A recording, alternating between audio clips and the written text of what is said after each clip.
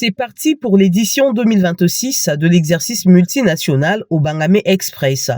Celui-ci a officiellement été lancé le jeudi 23 avril par le général de brigade Jean Oleisongo Andai, commandant la zone militaire de défense numéro 1, ayant pour vocation de mettre en œuvre l'architecture de sûreté et de sécurité maritime dans le golfe de Guinée. Le temps de la cérémonie de lancement de cet exercice a été donné par le préfet de Pointe-Noire, hôte de l'événement.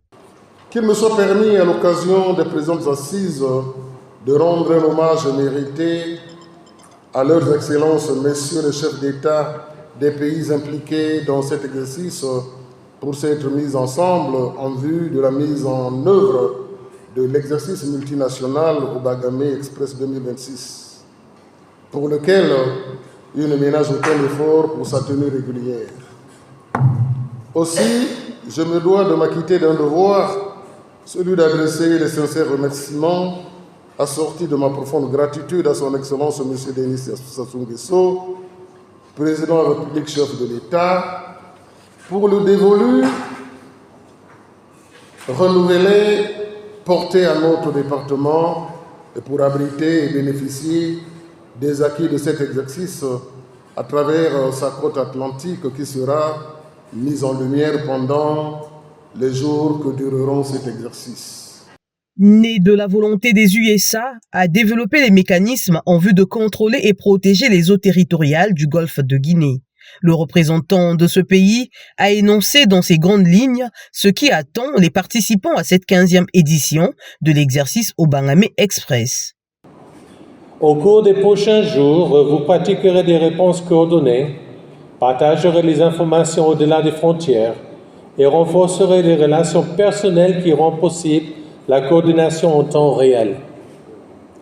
Vous développerez l'interopérabilité entre les marins et les agences maritimes, les capacités qui vous serviront bien après la fin de cet exercice.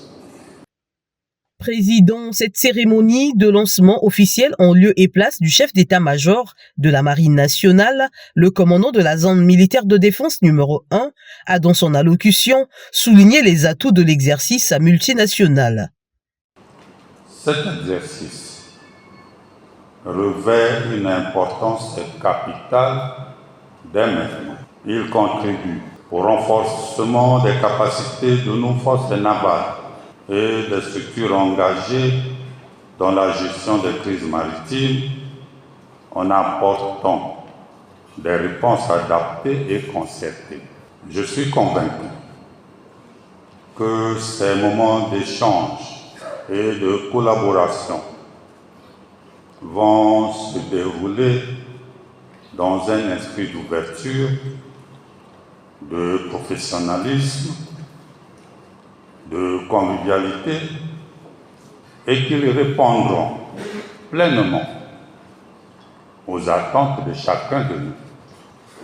Cette 15e édition connaîtra la participation d'une trentaine de pays de la région et se couvrira la période allant du 18 avril au 2 mai 2026.